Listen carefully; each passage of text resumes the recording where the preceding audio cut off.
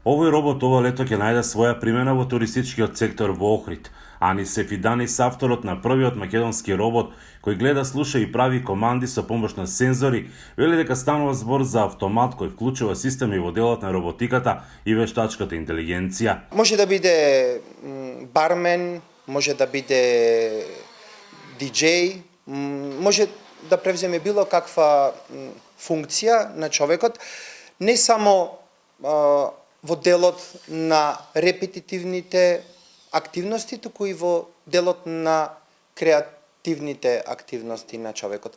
Може да биде и вклучен во угостителството, при што сите процеси кои ги извршуваат, например, кенлерите, ќе може да се автоматизираат, ќе може да работи 3 смени, ќе може да ги усовршува процесите. Може да работи на рецепција во хотел, да резервира и букира аранжмани, да приготвува кафиња или коктели, зборувајќи на било кој јазик, дури и на кинески или хеврејски. Доколку изработи одреден коктел кој би добил висока оценка кај клиентите, истиот ќе може да го репродуцира неограничен број пати. Воедно ќе може да произведува рецепти кои досега не се појавиле никаде. Сефиданис објаснува дека стапиле во контакт со менаџерите на дел од угостителските објекти и ти бараат каде може да го вработат, односно да го стават во комуникација со пошироката публика. Но ти најверојатно, првиот негов ангажман ќе биде како диџеј во ноќен клуб во Охрид. Зачетокот на идејата уште 2016-17 година, предходеа бројни научни истражувања од областа на машинството, вештачката интелигенција и софтверскиот дел е целосно наш.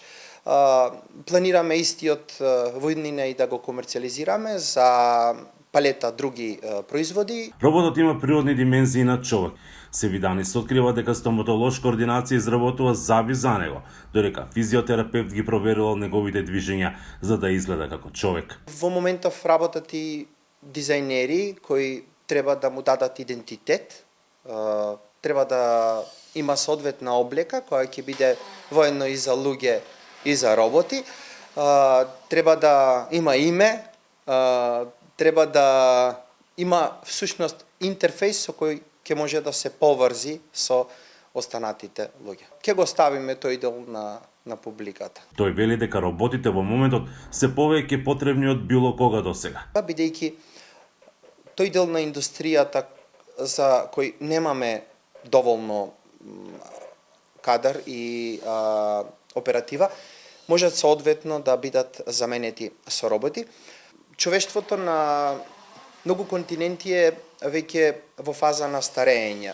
Ако се обидите да замислите утре без роботи, е како да замислите живот без електрична енергија. Сефиданис, кој експерт за вештачка интелигенција, вели дека таа е се поприсутна во секојдневното живење и оти човекот од тоа не треба да стравува. За Гласот на Америка од Охрид, Мики Трајковски.